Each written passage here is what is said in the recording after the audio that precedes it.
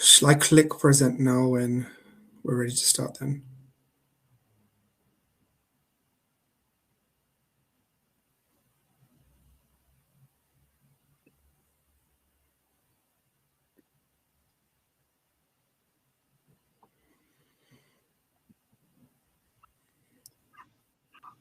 Right, so we have around 6 people. I think that should be okay to start with. Okay, so good evening, everyone. My name's Nandini Batta, and I am an education officer at UIMS. I warmly welcome you to the 6th lecture in our radiology series, which we are organizing in collaboration with Plevin University's Emergency Medicine Society. And today's lecture will be presented by Dr. Karthik Rajagopal. Just a few words on the organization of the seminar. Please put any questions down in the chat at any time for the speaker to address them, and the participation certificates for this event will be provided to everyone attending today at the end of the seminar. That's all from me. Dr. Karthik, you can request you to please share your screen and begin the lecture for us. Thank you. Amazing, perfect. Present now, fine. Perfect. Hi guys, I'm Dr. Karthik, one of the only doctors in hospital in London called Croydon University Hospital. This is going to be my presentation for the CT thorax. So before we get into it, I just want to recap the basic principles of CT scanning because I went through this presentation earlier with some of my colleagues, and I was told the feedback I was given I was quite advanced. So I'll go through the previous presentations that were done about CT scans. So when we're looking at CT scans, the main 3 things that we need to look at is Hounsfield units, windowing, and phases of contrast. These are very important for various things. They're important for CT head, CT thorax, CT abdomen, pelvis, and pretty much all CTs actually. And so first we'll go through the Hounsfield units.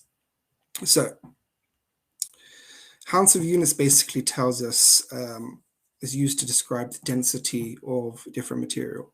So for example, bone would be on the top end of the scale, which is very dense, of 1,000, and minus 1,000 we have the lowest density, which is air. And in the middle, we have water, which is at 0. And things like soft tissue organs would be about 50 to 100. And muscle would be about that as well. And now let's just get to the next slide. So people normally make the mistake between thinking that fat is more dense than water, but that's not the case. So for example, if you dropped some oil or poured some oil in water, you notice that it rises to the top because it's less dense. Hyperdense basically means higher units comparatively, so it's whiter, so bone would be more hyperdense. Hypodense would be lower units, so things like that.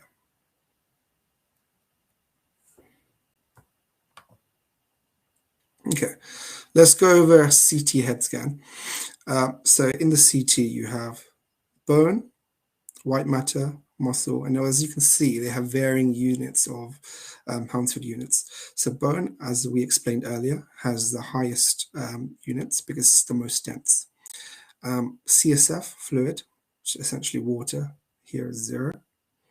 Fat, as you can see here, just outside, has slightly less lower density, so it's more hypodense than water, and air being the lowest density. Typically, as you can see here in the CT head scan, there's a hemorrhage. So blood is typically slightly more dense than water, typically and 100.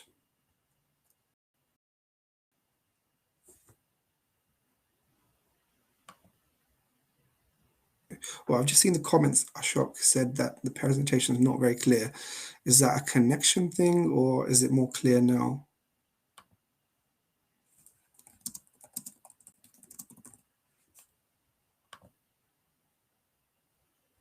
Oh, the pictures, okay. I think that might be a connection thing. Okay, perfect. So in this slide, I wanted you to first discuss different, on an actual CT scan, how we actually look and differentiate the different densities by Hounsfield units. So on the CT, we can actually click and find out what the Hounsfield unit of a specific structure is. So here we see the Hounsfield structure of a Hounsfield unit of a structure here. And here we can see just outside a structure just outside and what the Hounsfield unit of that is.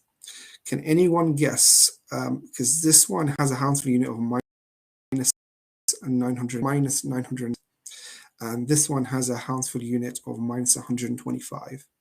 So based on, I've given you a little graph below to help you. Based on that, do you think you can work out what number 1 and number 2 is? What structure do you think it is? I'll give you about 15 seconds before we move on.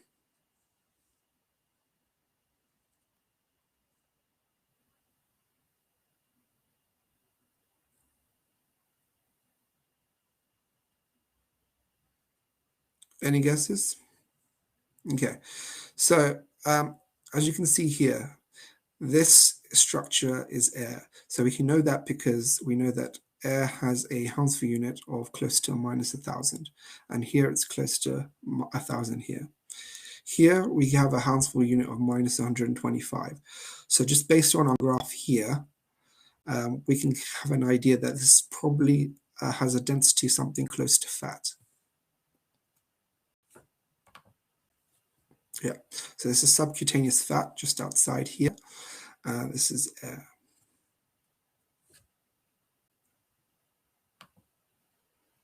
Right. So what's windowing and why is it important?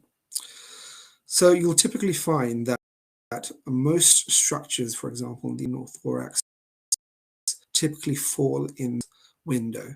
So they're either liquid, soft tissues. Soft tissue is about 50 to 100. That's our main focus. All of this here is almost unnecessary to us if we're trying to differentiate pathologies in the abdomen or thorax slightly different. Okay, so fat has approximate HU of minus 100, blood's approximately 20, and water is, as we explained before, 0. So if we had a bleeding of an internal organ, and if we looked at CT, we'll find that the Hounsfield unit would be closer to about 20 to 40. Yeah. So this is the normal scale that we're using. And the width, as you can see, is from minus 1,000 to 1,000. So that's a width of 2,000. The level being the middle. So the middle unit would be water, which is, okay? So what windowing basically means is that, as I explained earlier, some of this and all of this is sometimes unnecessary when we're looking deeper and more detailed pictures in CTs. So for example, with the normal window of a width of 2,000, this would be our CT or our abdomen. So if you can see, the liver, kidneys, and all structures look about the same color. So we can't really tell the difference in terms of, is there anything going on in the liver, because all of it basically looks the same color. So to tackle this problem, we do something called windowing. So windowing allows us to focus on a specific area in the window here. So for example, here the level is 50, so our mid place is 50. So our mid place is basically what we'd have for soft tissue, and we can go from here to here. So here would roughly be, so we're talking about 100 would be like more soft tissue and blood, and minus 100 here would be more fat. So this lets us focus in, because our eyes can't differentiate. If we look here, for example, our eyes can't differentiate all the different shades of gray. We can, I think, we can as humans differentiate up to 30 shades of grey. So to tackle this problem, we need to do something called windowing. This helps us narrow down. So if you look at the next diagram, can you see that all the colors, we can differentiate between them a lot more. So here we can actually see the differential. There's some pathology here. Can you see this area is slightly dense than surrounding soft tissue? So that indicates a lower Hounsfield unit here because it's less dense. So that could be, so if this is soft tissue, that could be an area of fat or an area of liquid, whether it's blood, water, or fat. That's what we're looking at. And as you can see in the previous slide, where we didn't reduce the window or the width as such, we couldn't differentiate between what was actually going on in the liver. Okay. So the next thing is to understand the importance of contrast and the contrast phases in a CT scan. So we're going to specifically focus today, as I mentioned earlier, on a CT thorax. So in a non-contrast study, we rarely do. So the purpose of doing a contrast study is to see, look at the aorta and pulmonary veins and see what's going on. And we only typically do a non-contrast study when there's when there's renal function, if there's a low EGFR or something like that. In this slide, for example, CT, we typically want to try to find a PE. So we typically take the imaging 12 to 15 seconds after injection of the dye. CT-PA is the gold standard for working out a PE, but initially, obviously, you would do a D-dimer and a Wells score to identify or aid in the diagnosis of a PE before we jump to CT-PA. For CTAs are typically used for aortic dissections. So I typically would use it up to 40 seconds after injection of dye. And again, CT, you go for dissections, you can use fast scans and in the emergency setting and look at blood pressure differences and whatnot. But essentially, you can't rule it out without a CTA. So if you're querying section, you have to get the scan. Typically, the normal contrast CTs that we do, we typically do it for 60 to 70 seconds, and this gives us optimal enhancement of the soft tissues.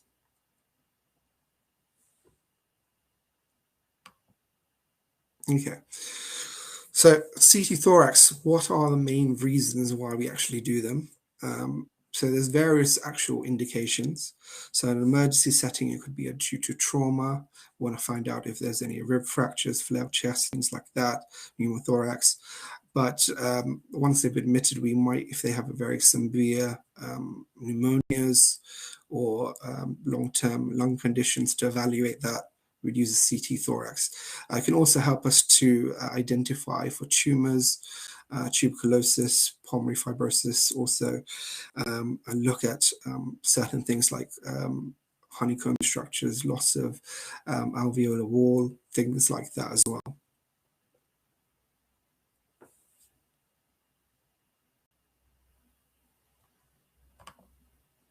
Okay, so I'm going to go through the basic anatomy of a CT thorax. So in this presentation, to simplify things, we're going to focus mainly on the lungs themselves rather than what else you can see on a CT thorax. So obviously on a CT thorax, you can look at thyroid, for any masses, the spine, and other anatomical structures. But here we're going to try and focus on thorax just to simplify things. Okay, so as you all know, the right lung has 3 lobes, whereas the left has 2. In a normal CT, we've just labeled the diagram to make it easier to understand. These are the various lobes that we'd be looking at, and we'd look for certain structures within these lobes to tell us what pathology is in there. So it's the right upper lobe, middle, right lower, left upper, left lower.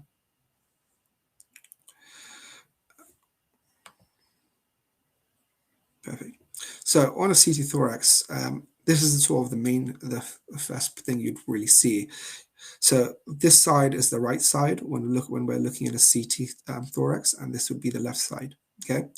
So as I already mentioned earlier, there's important anatomical structures that we're not going to focus on in this presentation, but just to let you guys know, you'd have the spine here, trachea, esophagus, superior vena cava, aorta, and sternum. Those are sort of the main structures that we were looking at when identifying CT thorax. But obviously, we're looking at masses, see if there's any medical devices in there, rib fractures, and all these things, thyroid masses. We could even evaluate pulmonary hypertension as well.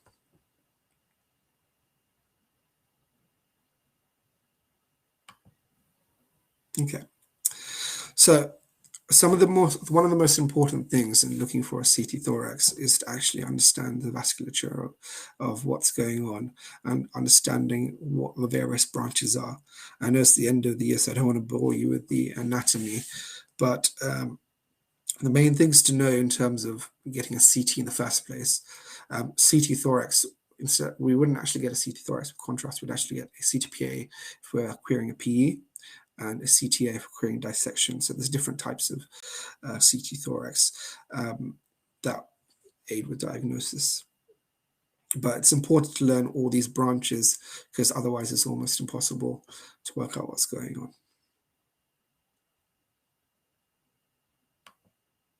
Perfect.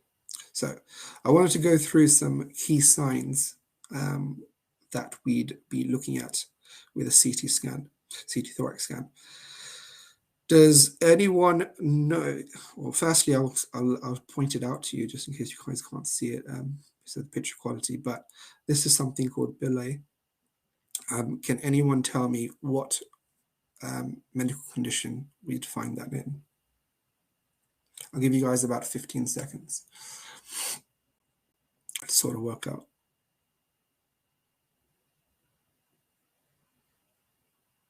Perfect, some very good guesses there. So this image is actually taken from emphysema, so correct, where there's a breakdown of the alveolar walls. Perfect, well done guys. So this sign is called honeycombing. Any guess?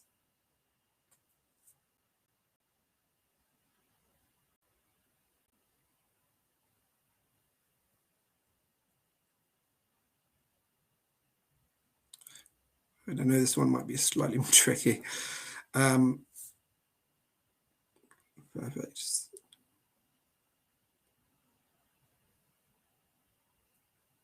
That's actually some very good guesses there. So this specific one is from pulmonary fibrosis, whereas thickening of the walls due to, yes, exactly. Yeah, very good guesses, all of you guys. Perfect. So this one is a signet ring sign. Does anyone know what this is found in? I'm actually surprised at how good these guesses are, by the way. It's a good guess, yeah. Perfect. I'll actually go through all the answers in the next couple of slides, so keep thinking, guys. But that's some very good guesses and correct guesses as well. Fine. So I wanted to actually ask you guys a case discussion. So a patient comes to the emergency room after a car accident. Both cars were traveling over 30 miles per hour. One car was a lorry and the other was a small Mini Cooper. So I will give you small diagrams to visualize it if you don't know what a Mini Cooper is. So the driver of the small Mini Cooper was hit in the back, and due to not wearing a seatbelt, impact was said to have flown through front of the car and traveled 10 meters forward. What scans would you order for this patient in an emergency setting?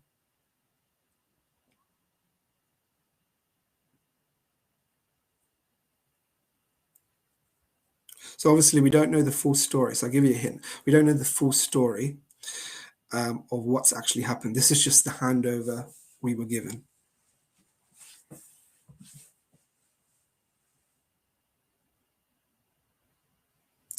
Perfect. Those are all correct. So what we'd initially do in a patient like this is a few things.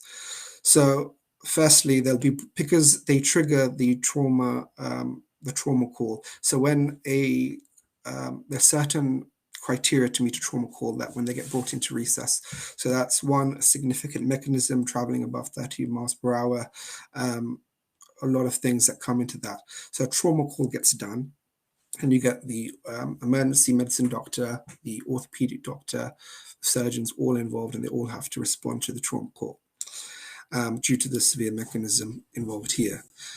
So the A&E doctor does an initial inspection, and that can include a fast scan. So we look head to toe, look for any signs of airway compromise, neck injury. This can help us identify what scans we need. We look for abdominal bruising and things like that, and obviously assess the GCS. So after the initial inspection, we can do a fast scan, as Ahmed said. But in addition to that, I think Jayanta had mentioned, and Ahmed also mentioned, that doing a CT trauma series. So the reason we do a CT trauma series is because we don't know exactly what happened. This was the handover that was given to us, but we don't actually know what happened. So we have to get a head to toe, well, head to pelvis, I guess, trauma series. So that's CT head, CT neck, CT thorax and abdo with contrast, because we don't actually know what's happened. In addition to that, we can choose to get, after examining the patient, any specific limbs that we want to do. But the main thing to do is to get a CT full trauma series, because you don't actually know what's happened. And all of which is a contrast, unless the patients, I think even in this case, we wouldn't, in an emergency setting, we wouldn't want to wait for the blood to come back. So if we know some of the past medical history, we can assume that this patient has normal renal function, and we'd get a CT trauma series done. Yeah, exactly, Safa. Perfect. So before I go to the next slide, I want to ask you guys, based on what I've told you, or what information we've given, what are the most common injuries involving the thorax that we'd be looking for? Give you guys about 15 seconds.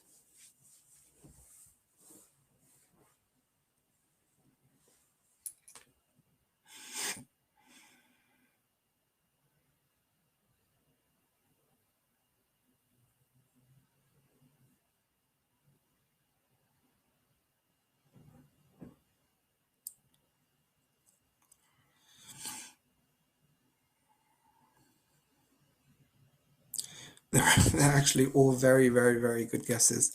So yes, all of which are pretty much correct. So let's go through the first slide. So correct, pneumothorax. So this is a normal CT thorax. As you can see, we have the lung markings present everywhere.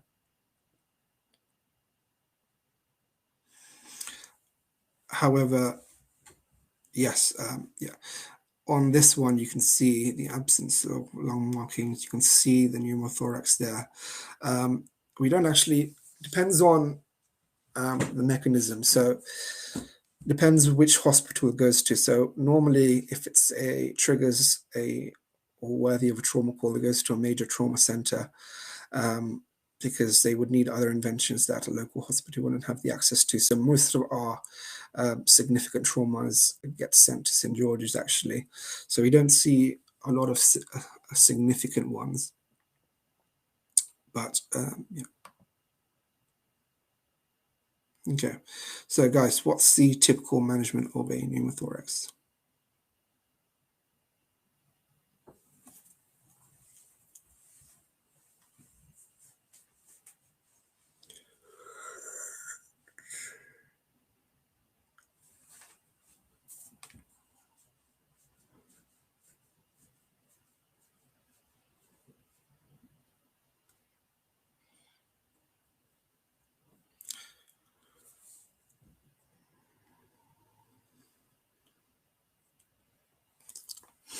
Again, perfect. All of which are great. correct answers pretty much. So yes, so if it's a small pneumothorax, so sometimes we don't actually do anything, we don't intervene. However, with larger pneumothorax, obviously, as you guys said, we'd have to put the tube in. So all of you guys are correct. Nowadays, we do something called a rocket as well. It's a new method that we're actually using, so to allow it to we can actually leave patients with it rather and let them go home, rather than admitting them to the hospital and keeping them for several days for the pneumothorax. Yep, correct. Right. So, as you guys had mentioned earlier, rib fractures, flail chest is other things we look for. So, as you can see here and here, see a lot of rib fractures there. So what's the typical management of rib fractures and what does it depend on?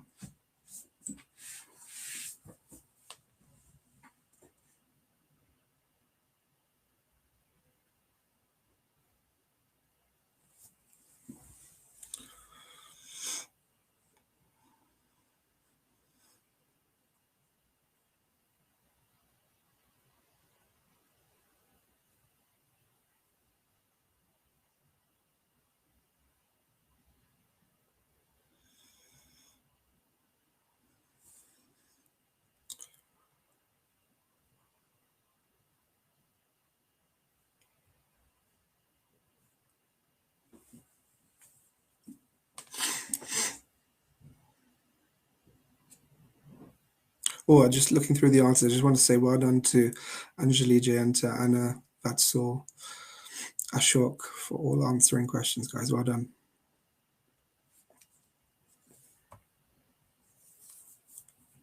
Yes, correct. All three of you guys. Yeah. So essentially, it does depend on the type of rib fracture.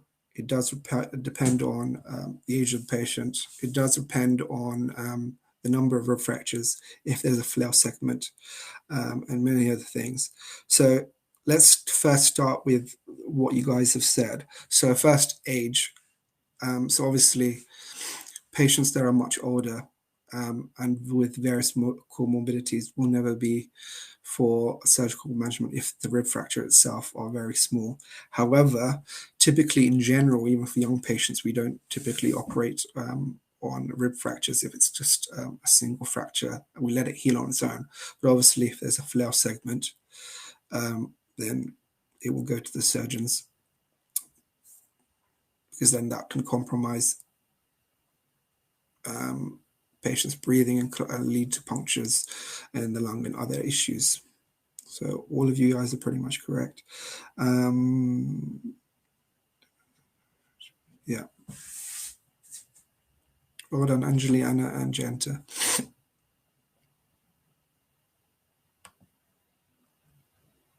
Right. Just a thing with the rib fractures. So typically in a normal chest x-ray, so I don't know if you guys were there at the chest x-ray presentation, is that you can normally see you can normally miss a lot of rib fractures on plain chest x-ray. So it's down to clinical examination. So if we're suspecting that on a non-trauma patient, so if it's just patient presented into minor accidents or urgent care centers, we're suspecting a rib fracture, things we'd have to do is get a chest x-ray, of course, examination, and typically we get the ultrasound probe on and have a feel for steps as well. So feeling for steps, actually feeling for the rib fractures itself, and that's a common thing we do with a lot of facial bone fractures as well. So you have to imagine that if you're just looking, you wouldn't just jump to a CT thorax with contrast for if you're not actually suspecting many rib fractures and there's no suspicion of flail chest and the patient has symmetrical thoracic excursions. It's all a lot of clinical examination. Okay, so another thing we look for on a CT thorax is masses. So I'm going to ask you guys given that we've discussed this in the previous 3 presentations, including this one, how many Hounsfield units do you think this mass would be? Do you think it would be close to 1,000 or minus 1,000?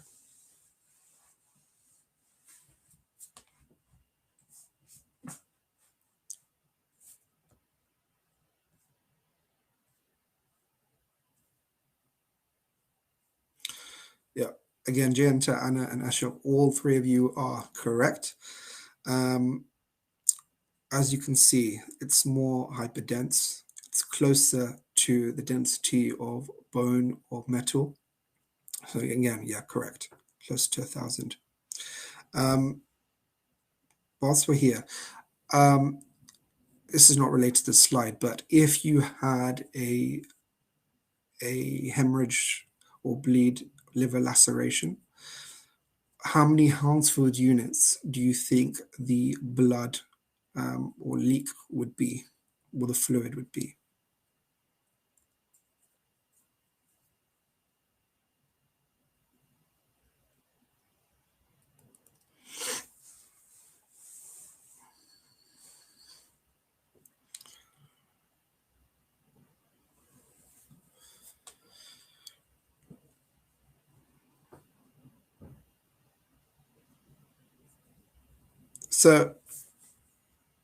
So the correct answer would be typically about 20 to 60. The reason being, so minus 100, Ashok, would be fat. So fat is less dense than water. So if you imagine you have fluid plus increase in RBCs in that, you'd expect it to be above 0. So typically above 20 to 50.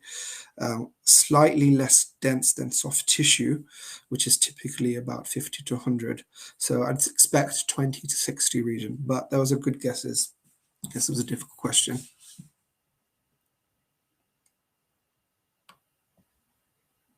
Right. So this is one of the questions that we went through earlier. So we saw this key sign here on the CT thorax called bulle. So emphysema is a lung condition that causes shortness of breath. In people with emphysema, the air sacs in the lungs are damaged. So in emphysema, we see a breakdown of these alveolar walls, and that creates these large visible spaces that we'd see on a CT scan. So a few of you guys got that correct earlier. So well done to you guys. Let's go through another condition. Fine. So this is something that we're seeing obviously in the last few years, COVID. So there's various presentations of COVID that we see. You get these consolidations, you get these thickenings of the alveolar walls, of the bronchial walls, you get septal thickening. There's so many signs, but obviously this is the most common signs that I've actually seen on CTs. This is ground glass opacities that you can see here. But obviously to confirm these things, you'd need the involvement of microbiology, you need PCR tests, and so forth. Nowadays, if you came in and we were suspecting COVID, as long as the patient was relatively asymptomatic, we typically don't actually do much for them because we treat it like we treat any other virus. However, if they had come in and they were very symptomatic and had an oxygen requirement, that's when we start to do these PCR tests to aid with diagnosis, or if they're very tachycardic, or if they also came with chest pain. Typically nowadays, we add on a D-dimer. We add on a D-dimer because if they also come with shortness of breath, to check for PE. D-dimer is also raised in COVID typically. So sometimes on triage, the nurses would add on a D-dimer in the emergency setting. And that can be raised obviously in COVID.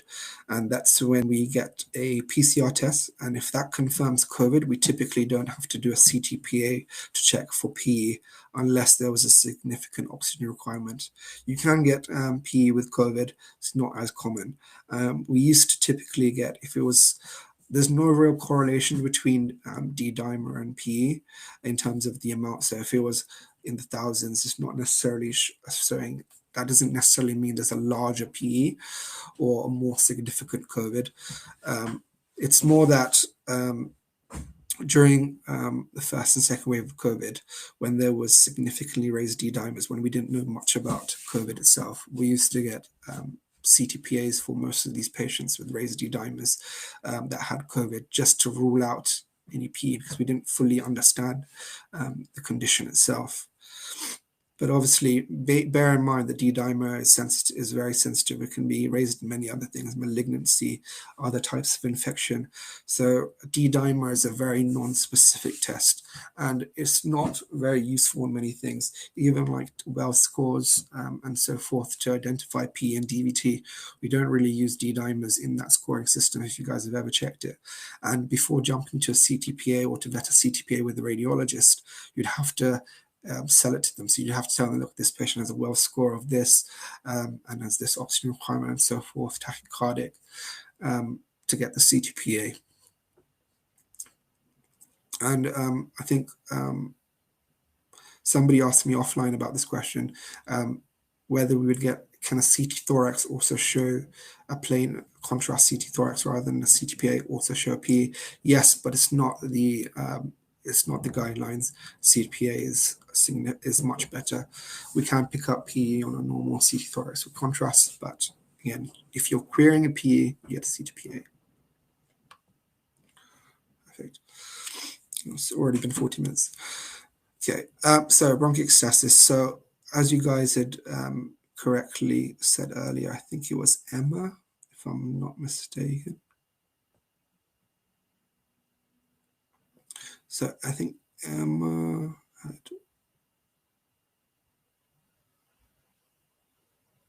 yeah. Oh, that's a lot of answers for me to scroll up. 1 second.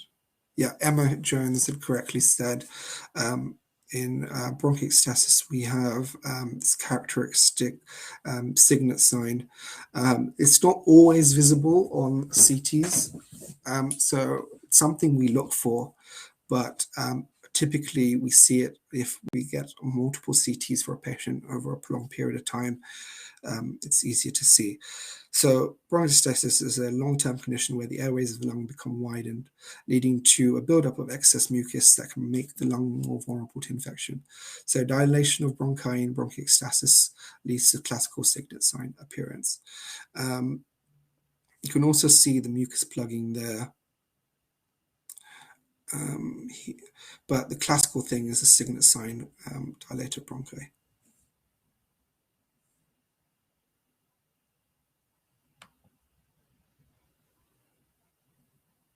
Right.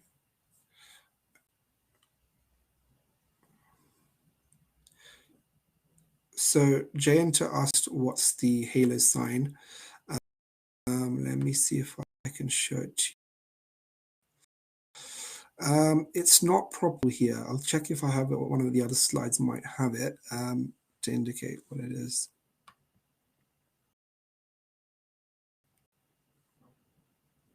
Sorry, let me just have a quick check.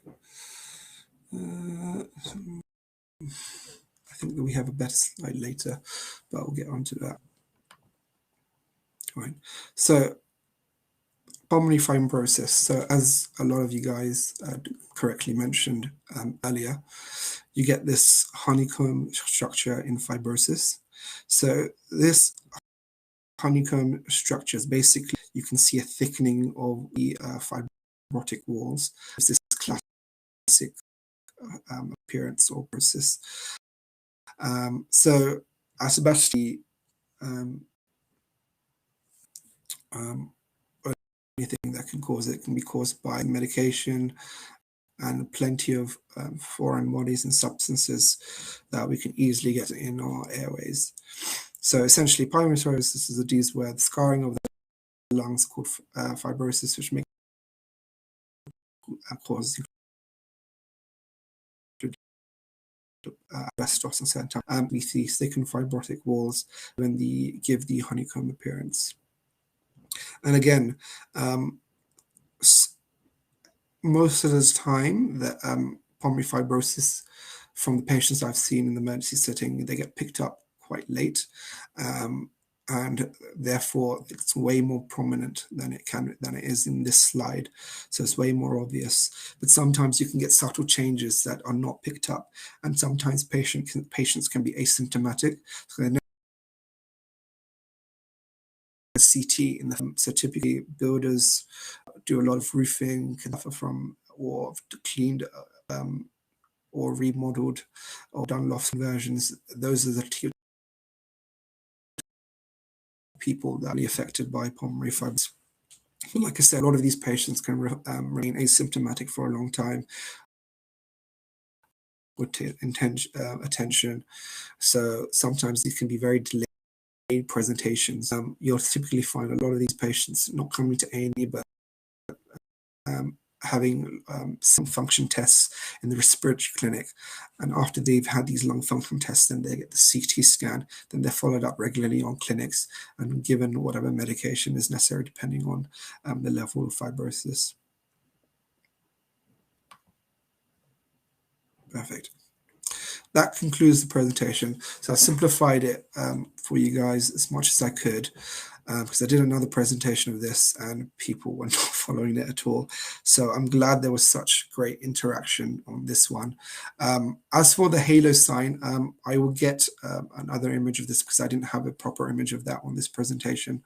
Thank you guys for coming and thank you guys for interacting so well. I think this is the first presentation where there's been so many answers. So I'm glad I simplified it for you guys. And Happy New Year.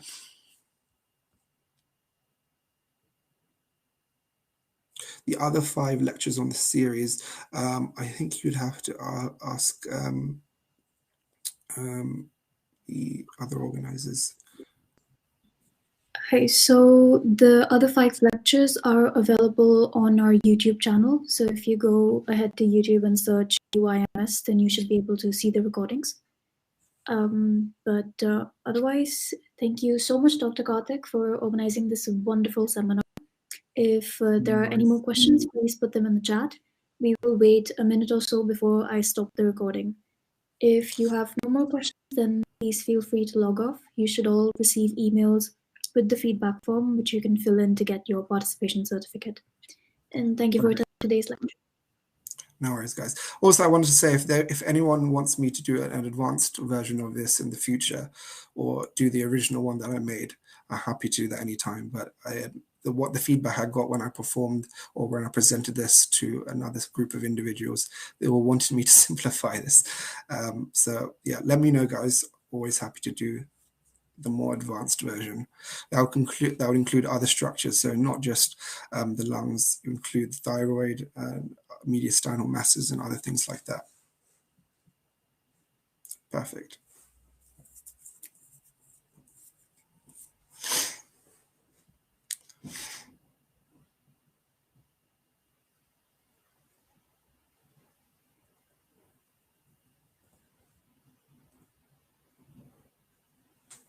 Perfect.